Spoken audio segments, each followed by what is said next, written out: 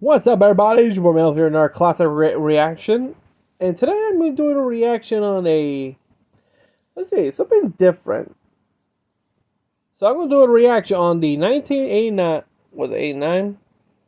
Let me see. No, 89, sorry. Try to double check that. This is the 1989 trailer for Stephen King's Pet Sematary.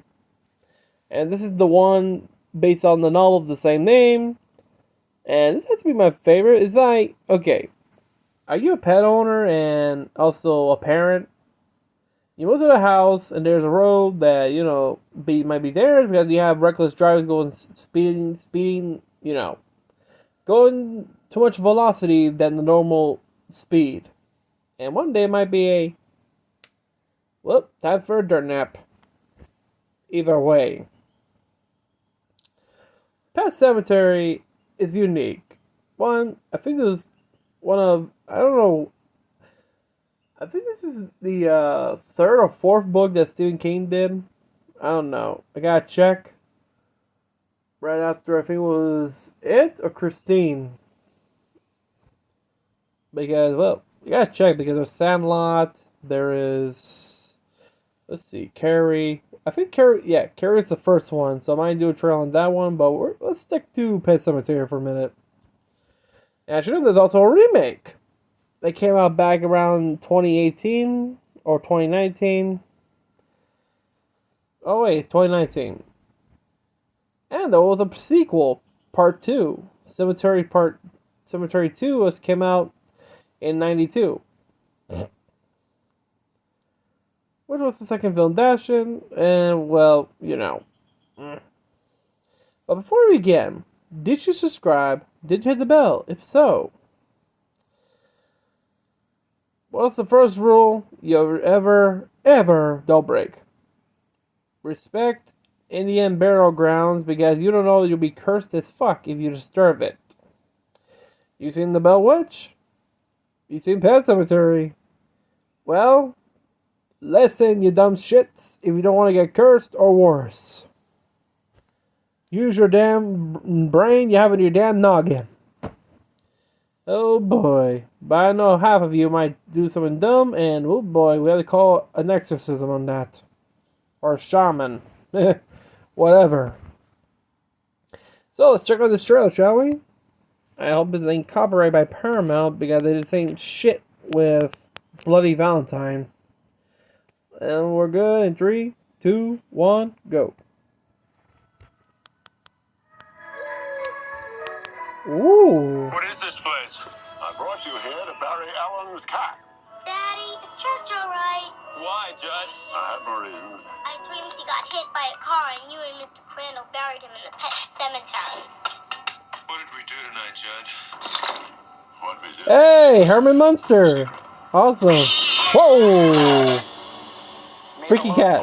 Hey, Stephen King's a priest. Anyone ever buried a person up there? May the Lord make his face to shine upon you.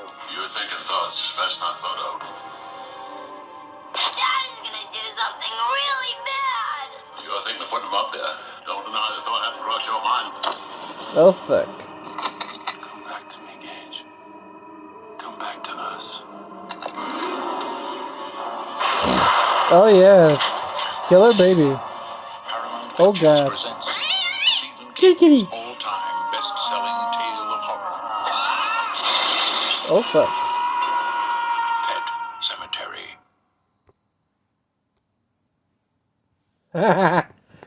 Oh, God.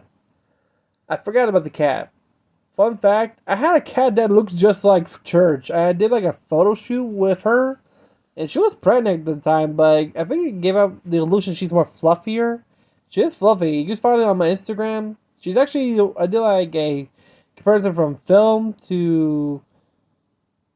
from book to film.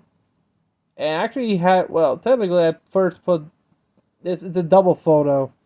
First I took a photo of her, which was pretty hard because I tried to get her to hold still and look at the camera. And I took 2 photos. Only Photoshop her eyes, give her the glowing yellow eyes. May she rest in peace. Her name was Montita. Her sister's still alive, Menina. And she's a ginger cat. But yeah.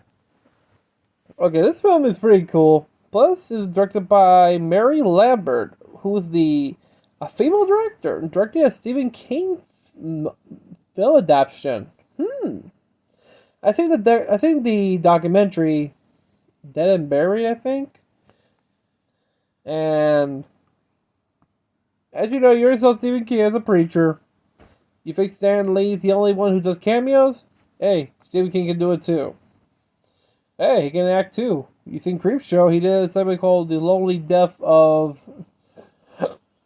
Jordy Barrel, the hillbilly farmer.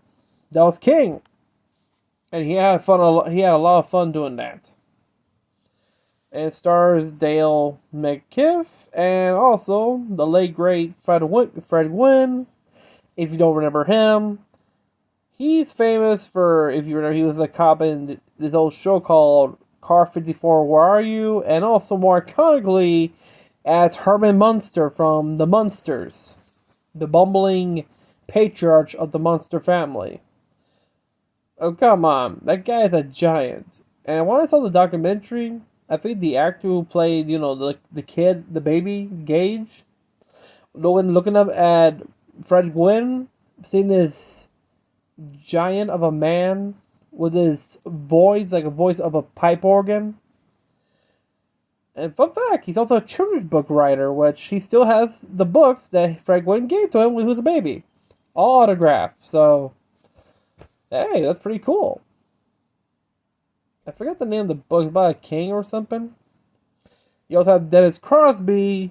She's more famous in the Star Trek community as Chief of Security Tasha Yar, who only appeared in the first season until her character was killed off in the end of season 1.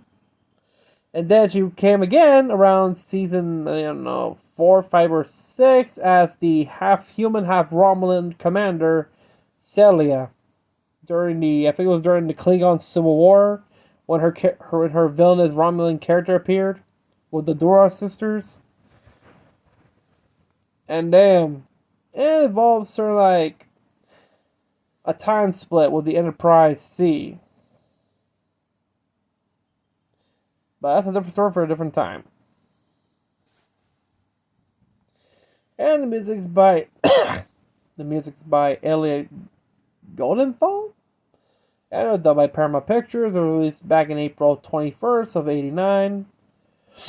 What I think about Pet Sematary, it's like a warning because I like Fred Gwyn's portrayal of Judge. He tried to help this guy, first was a dead cat, explain the story of the 7 Pet Cemetery, which are mostly pets of the local children who lost their pets due to because there's a near petroleum plant, and the trucks keep going back and forth in high speeds, which will actually kill somebody. It also shows a certain half, which is blocked off with wooden trees, which is a Indian burial ground, which is cursed.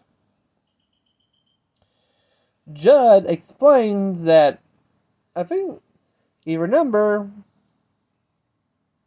the first person who died under, Dale McKiff's character, who's a doctor, is like a college student on a bike when he got hit by a truck. And you see his ghost appear next to him with that gash opening of his head. You see his brains warning him not to go do it. About the cursed cemetery. That's when he wants to bring back Church, who is the cat, back to life. He did work, but then the cat started to stank. Because whenever a cat's like it's a dead corpse, so what do you expect? And the cat's evil. You can tell they go like pop it out everywhere. Then of course came the infamous part, little picnic, where Gage gets killed by the truck.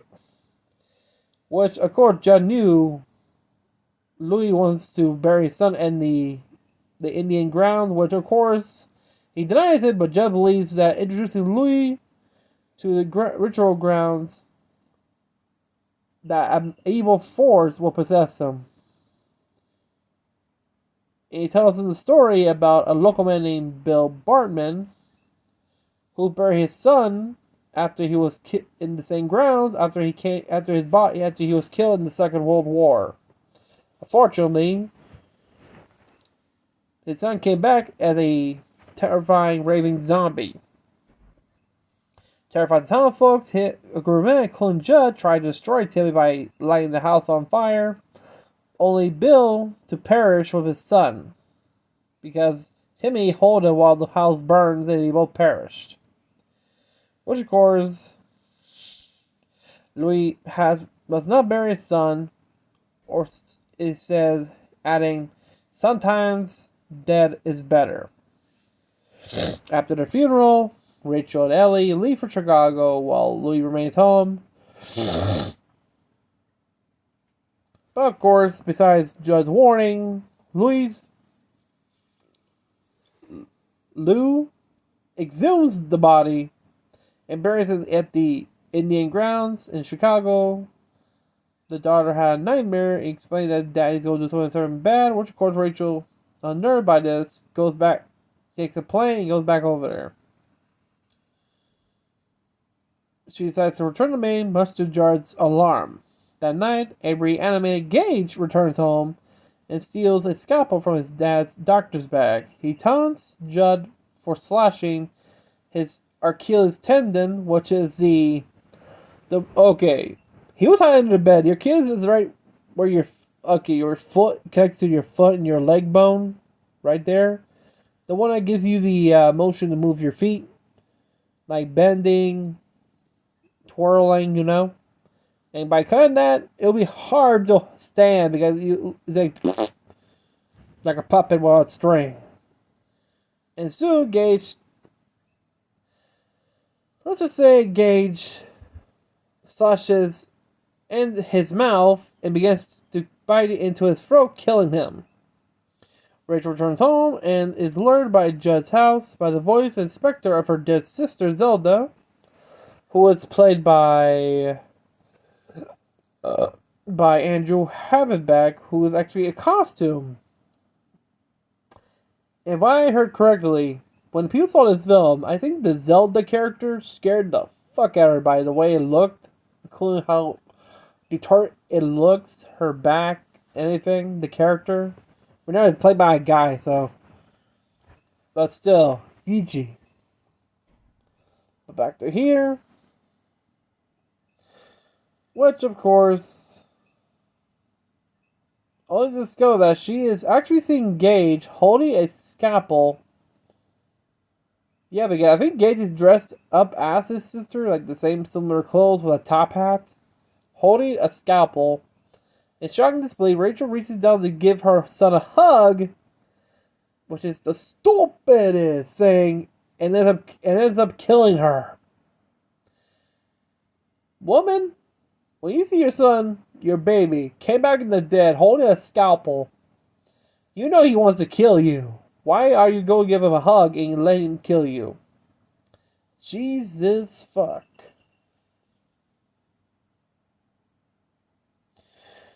Well, back to this, waking up, and he was asleep. Lou was asleep. Knows Gage's muddy footprints in the house and discovers his scalpel missing. Receiving a phone call from Gage that he has played with Judd and Mommy, he fills 3 syringes with morphine and heads to Judd's house. First, he encounters with a church and he kills the cat with an injection before entering the house. Gage taunts him further, and Lois is startled by Rachel's body hanging from the attic before Gage attacks him. With a brief battle, Louis manages to overpower Gage and injects him with morphine. He then lights Judd's house on fire, leaving it to burn as he carries Rachel's body to the burial ground. Oh boy.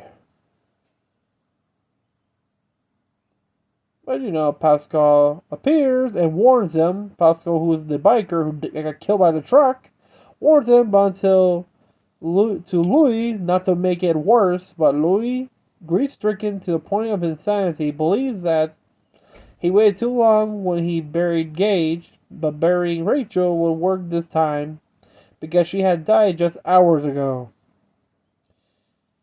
That night, Rachel returns to him let's just say, missing half a face, like missing an eye, pus puff gushing out. And he kisses her, unaware. She grabs a knife behind him from the counter, and you know what? Everything goes black. He screams. There was a deleted scene where after she kills him, she calls her parents, say, "Everything's fine, Ma. Hey, bring Ellie here as well."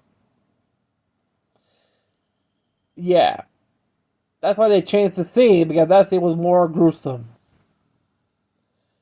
Jesus. And during development, the film rights were sold to George A. Romero back in '84 for 10 grand.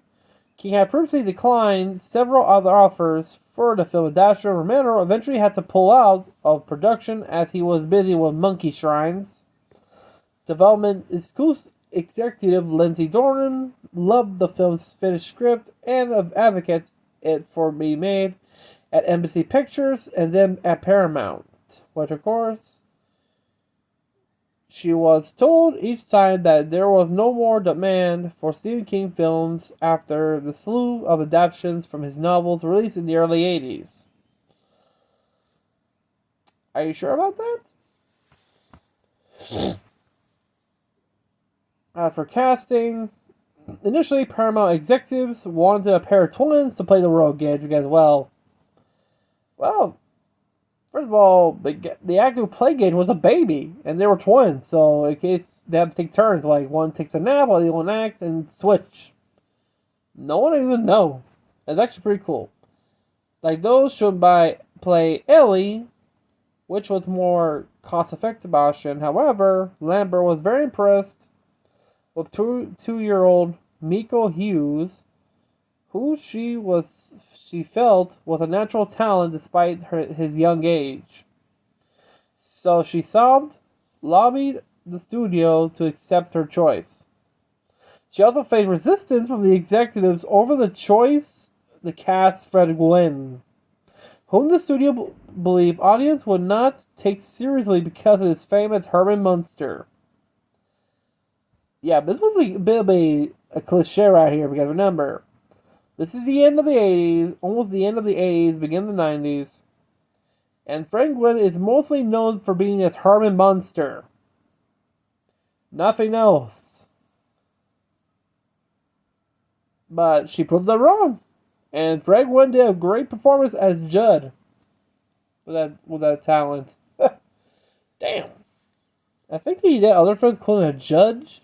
I don't remember what that other film was. I got checked. After the first auditioning girls for the role of Zelda, Lambert changed course and ended up casting Andrew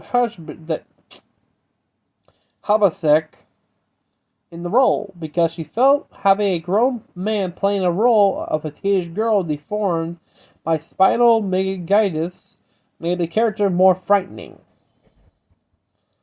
I would agree. And that actually scared the shit out of everybody.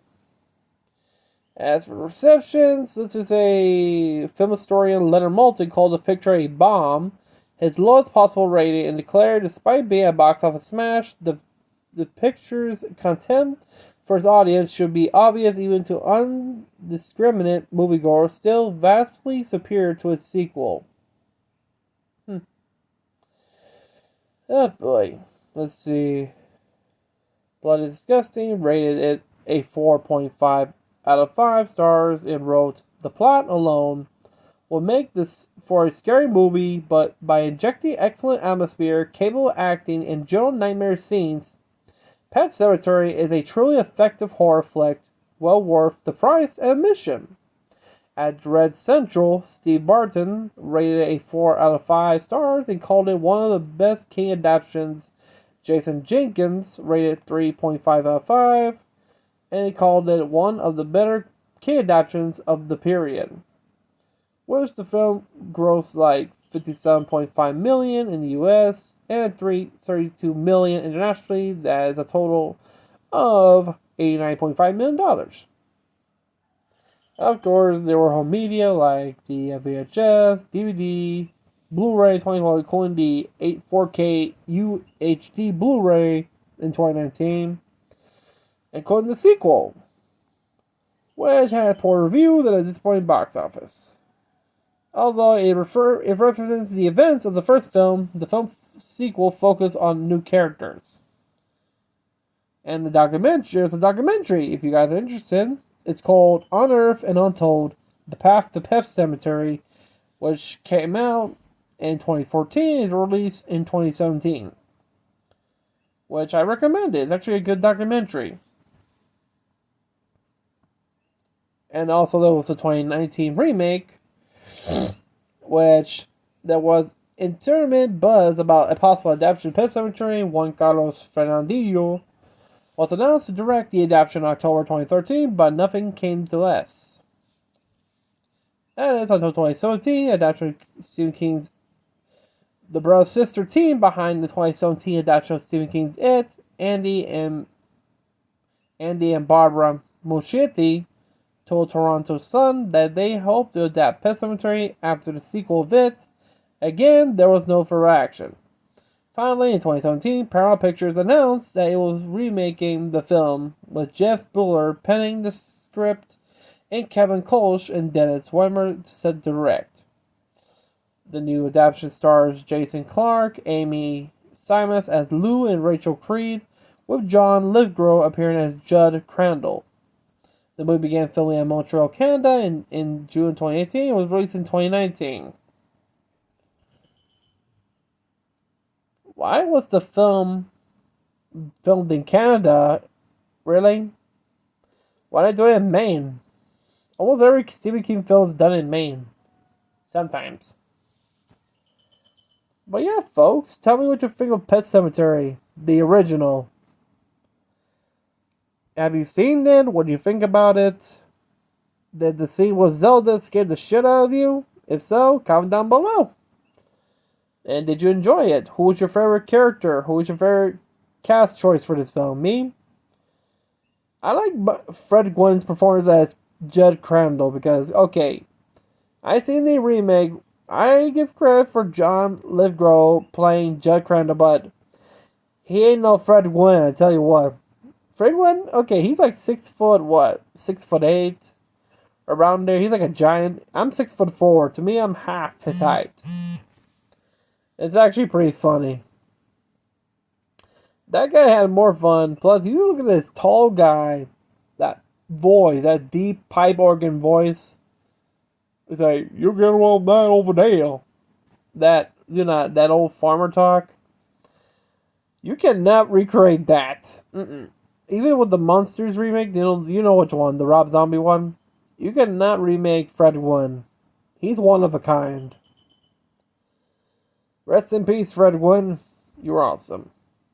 But continuing, and if you're new to the channel, remember to subscribe, like this video, comment down below, and hit the notification bell so you won't miss any of our great content. And if you're in our goals to hit 1 million subscribers or at least 500k, because hey, it's already been 11 years, so let's go for it. Before my birthday is, because my birthday is in August 10th, I'll be turning 27. So let's make this happen. Plus, I think, no, because after my birthday, I may be taking a 1 week vacation, like a rest break, before we go into Florida. So I want to take a little break for a weekend. Sorry. Before continuing uploading new videos, so, hey, I need a birthday weekend, so I need to relax. I only have, let's see, we're in June, so 5 months until I finish with my masters. So yeah, wish me luck. But yeah, those who are studying masters as well, good luck for you guys as well. Doctors, you too. Until then, have a great day. Have a nice summer. Peace out. Stay safe. Don't do anything stupid. Especially don't go into Indian burial grounds doing something more stupid. I'm not calling Ghostbusters over your behinds. Peace out, and stay safe.